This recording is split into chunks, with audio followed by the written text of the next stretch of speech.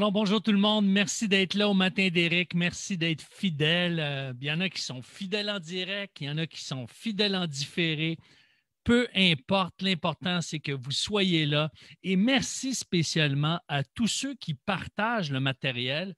Parce que savez-vous quoi? C'est gratuit et je veux que ça soit gratuit pour que le plus de gens puissent en bénéficier. Moi, j'en bénéficie. Je bénéficie de l'intelligence genrée. Pourquoi? Parce que l'intelligence genrée, c'est ce que la recherche a découvert sur les différences entre les hommes et les femmes et j'en profite, moi. J'en profite dans ma relation de couple. J'en profite dans mes relations de travail. J'en profite et j'apprends. Je suis comme vous, j'apprends continuellement et c'est pour ça que j'aime approfondir ce sujet. Pourquoi?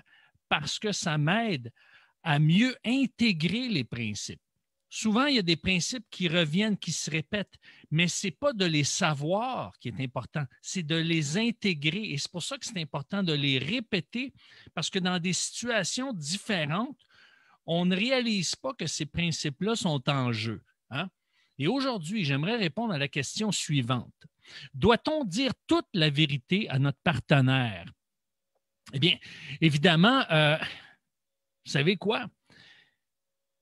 On peut se poser la question, mais c'est quoi dire la vérité? C'est quoi la vérité? Hein? Vous savez, il y a un homme illustre qui a dit, ben, c'est quoi la vérité? Hein? Mais ce qui arrive souvent, on est en mesure, lorsqu'il y a une transparence, lorsqu'il y a une intégrité dans le couple, lorsqu'il y a une conscience qui est claire, on va dire des choses vraies à notre partenaire, à notre conjoint. Maintenant, il y a des situations où il y a des, comment dirais-je, il y a des choses qu'on doit apprendre à dire. Donc, il y a un dicton qui dit « toute vérité n'est pas bonne à dire ». Qu'est-ce que ça veut dire, ça? Lorsqu'on l'applique là, avec sagesse, ce dicton, c'est pas qu'on doit cacher la vérité, c'est qu'il y a un temps pour le dire. Par exemple, il y a des réalités qu'on ne communique pas à nos enfants. Si, par exemple, on a des problèmes financiers, on ne dit pas à nos enfants, ben ça se peut qu'on ne mange pas demain. Hein? On va les insécuriser pour rien. Même si c'est ce qu'on croit, c'est ce qu'on anticipe, on ne commencera pas à leur dire ça. On va trouver des moyens pour qu'ils puissent manger et ça va se faire en coulisses et eux, ils n'ont pas été obligés à être au courant de tout ce qui se passe derrière pour les insécuriser inutilement. Donc, il y a des contextes où est-ce qu'on n'est pas tenu de mentionner. Ça, la sagesse, le contexte nous le révèle. Il y a aussi parfois des temps où est-ce qu'on doit apprendre le bon moment. Ce n'est pas toujours le bon moment de le mentionner. Savez-vous, comme à un moment donné, quand ma première épouse est décédée, eh bien, je n'ai pas voulu le mentionner à certaines personnes parce que je voulais que mes enfants le sachent avant les autres et que le père de ma défunte conjointe l'apprenne avant les autres. Alors, c'est pour ça qu'à un moment donné, je ne l'ai pas dit aux autres que j'ai croisés ou j'étais en communication. Donc, pourquoi? Parce qu'il y avait un temps pour le dire et ce n'était pas le moment là de le dire. Donc, ce n'est pas qu'on veut cacher la vérité, ce n'est pas qu'on veut être malhonnête, mais il y a des temps, il y a des situations, il y a des contextes où est-ce que ce n'est pas approprié de le dire ici et maintenant. D'accord. Là, par contre, où est-ce que c'est important dans un couple de ne pas retarder? Encore là, c'est important de choisir le bon moment. C'est lorsque on veut exprimer notre ressenti, lorsqu'on veut exprimer ce qu'on ressent véritablement. Est-ce que ça vous est déjà arrivé de sourire alors que vous êtes fâché? Hein, un petit sourire en coin ou un sourire iris jaune, par exemple? Vous savez, un petit sourire là, qui est juste pour, en apparence, faire bien passer les choses, mais à l'intérieur, vous êtes fâché. Est-ce que ça vous est arrivé déjà d'être en colère, mais dans le fond, là, ce qui vous envahissait à l'intérieur, c'est la peur? Est-ce que ça vous est déjà arrivé de rire ou même de faire rire des gens alors que vous étiez triste ou meurtri à l'intérieur? Est-ce que ça vous est déjà arrivé d'être surpris en train de blâmer quelqu'un pour des choses, des choses que finalement, vous vous sentez vous-même coupable ou des choses qui vous angoissent personnellement. Alors, ce qu'il faut comprendre, là, c'est que la vérité émotionnelle, elle est importante à communiquer et ce n'est pas quelque chose qu'on doit enfouir ou enterrer. Parce que l'amour là, qu'on ressent, eh bien, passe par cette connexion émotionnelle. Et je vais revenir là-dessus, d'accord? Parce que c'est vrai que dans une relation, on ne doit pas la remettre en question si la connexion émotionnelle n'est pas là. Par contre, si la connexion émotionnelle n'est plus là, ce n'est pas la relation qu'on doit remettre en question. Non, non, ce n'est pas la relation. En d'autres mots, ce n'est pas ce qui doit nous amener vers la séparation. Au contraire, c'est ce qui doit nous amener vers la transparence. Maintenant, qu'est-ce qui nous empêche d'être transparent? OK? Ça c'est la véritable question. Parce que ce n'est pas de fuir notre partenaire, mais c'est d'être vraiment face à notre réalité, face à nos blocages, face à notre refoulement. C'est là qu'on doit aller. Parce que, savez-vous quoi? Souvent, une réaction cache une émotion. Je vous mets en contexte. Si une personne se fâche facilement, souvent, je ne dis pas toujours, on parle ici, dans les matins d'Éric, on parle de généralité, d'accord? Donc, il faut vraiment mettre en contexte, je ne parle pas à 100%, ça peut être 70, 75, 80% du temps. Les gens qui se fâchent facilement, OK? Ceux qu'on dit qui ont la mèche courte, cherchent généralement à cacher leur faiblesse, leur tristesse, leur peur ou leur regret. Mais s'ils pouvaient simplement juste laisser leurs sentiments profonds remonter à la surface de leur cœur, ils pourraient se débarrasser de leur colère et être plus aimants. En d'autres mots, si ils acceptaient qu'ils étaient faibles, qu'ils sont tristes, qu'ils ont peur ou qu'ils ont des regrets, eh bien, ils n'utiliseraient pas la colère comme une façade, comme une protection. Mais c'est pour ça, parce que souvent, et moi je le sais, j'ai été longtemps un homme colérique et je cachais souvent des peurs, des tristesses et des regrets. Alors, je peux le dire que c'est vrai dans bien des cas, ça a été vrai du moins dans ma réalité. Il y a des gens qui pleurent souvent et qui ont de la difficulté à se fâcher. Mais quand on les aide à exprimer leur colère intérieure, ils se sentent mieux puis ils deviennent plus aimants. Donc, ça arrive souvent, ça, chez les femmes, par exemple, qui vont pleurer au lieu de se fâcher. Maintenant, ça peut arriver chez des hommes aussi, mais on le retrouve davantage chez les femmes. Il y a des gens qui ont, par exemple, peur généralement d'exprimer leur colère parce que, justement, non, ce n'est pas qu'ils ont peur d'exprimer leur colère, c'est qu'ils expriment leur colère, mais ils cachent une peur.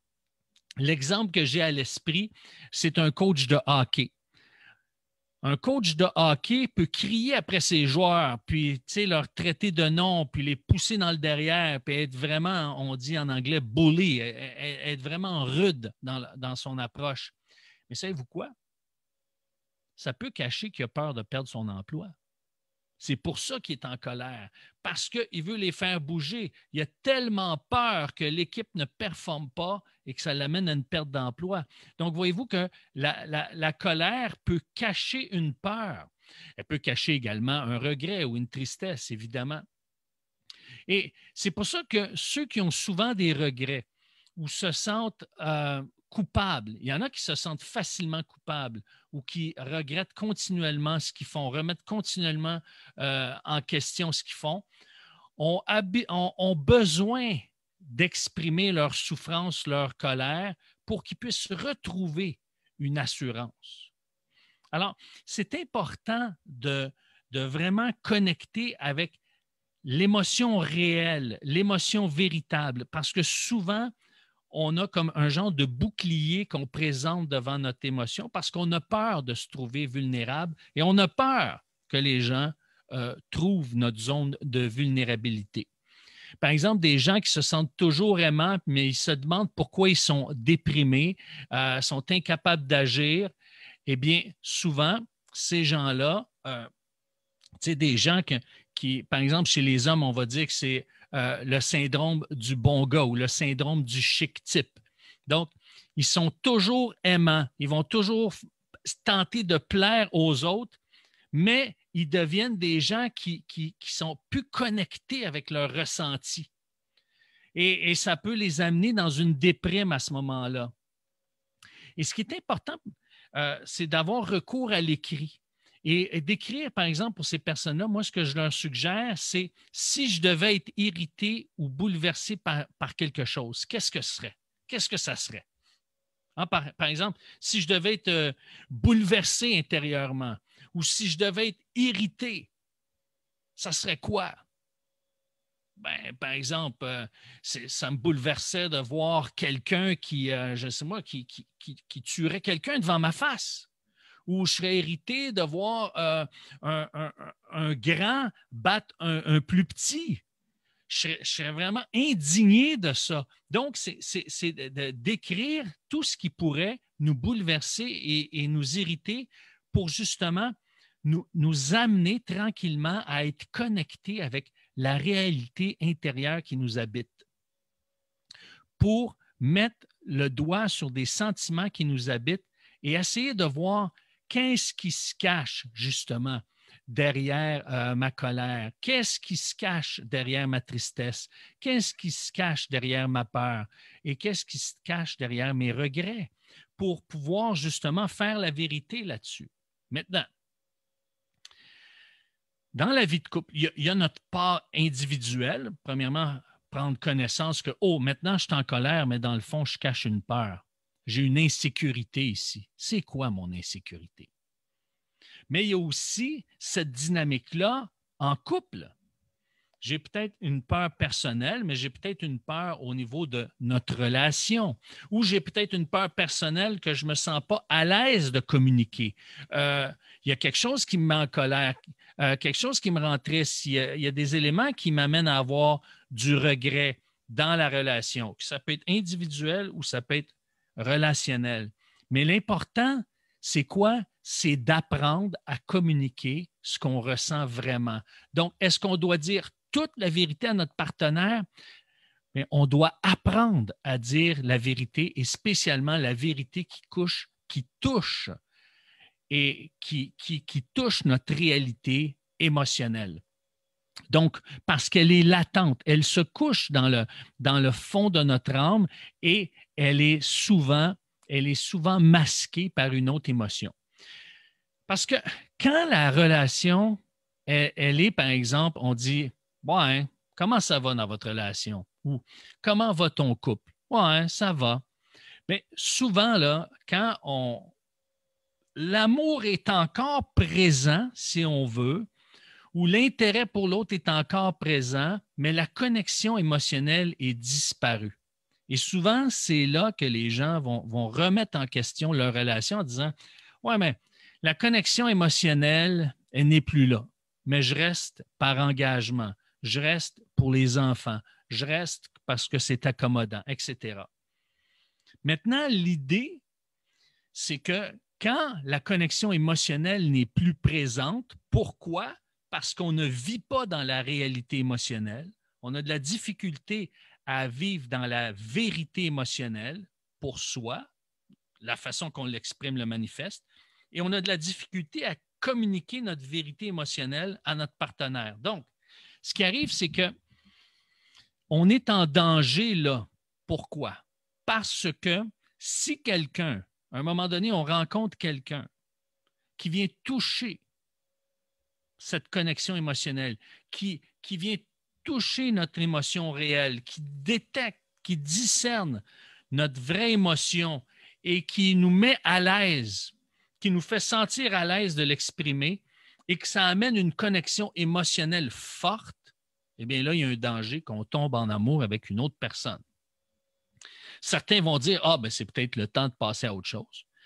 Oui, mais tôt ou tard, s'il y a eu ce qu'on appelle un pattern, s'il y a un cycle répétitif qui s'installe où est-ce qu'à un certain niveau, je ne suis pas en mesure de passer en mode vérité émotionnelle, je refoule, je camoufle, je reviens là-dessus, eh bien, inévitablement, cette dynamique-là va revenir avec cette nouvelle personne-là tôt ou tard. Donc, c'est important, si je suis en relation, d'apprendre dès aujourd'hui à identifier où est-ce que je cache mes véritables émotions, où est-ce que je ne me sens pas la liberté, qu'est-ce que je ne me sens pas la liberté d'exprimer à mon conjoint, à ma conjointe, à ma partenaire. Parce que quand on a perdu la connexion émotionnelle avec notre partenaire, bien, ça veut dire qu'il y a une connexion qui ne se fait plus. Il peut y avoir une connexion intellectuelle, il peut y avoir même une connexion spirituelle où est-ce qu'on partage les mêmes valeurs, les mêmes croyances. Il peut y avoir une connexion dans l'activité, dans l'action. Il peut y avoir une connexion intellectuelle dans l'échange d'idées. Mais la connexion émotionnelle, c'est ce qu'on a besoin le plus dans la relation. Pourquoi? Parce que c'est ça qui nous attire, c'est là qu'on se sent en sécurité, c'est là qu'on se sent aimé pour qui on est. On veut se sentir aimé dans la vérité de qui on est. Et c'est pour ça que ça prend un terrain et un climat de confiance pour aller plus loin puis explorer cette dimension-là. Et c'est pour ça que pour ce qui est de l'intelligence genrée, où est-ce que l'intelligence genrée vient à notre secours ici? Eh bien, c'est que pour la femme, elle a besoin d'espace pour exprimer son ressenti à son conjoint. Lui, l'homme, a besoin d'espace pour s'isoler, pour reconnecter avec son ressenti ou pour déconnecter avec tout ce qui l'envahit pour pouvoir reconnecter par la suite.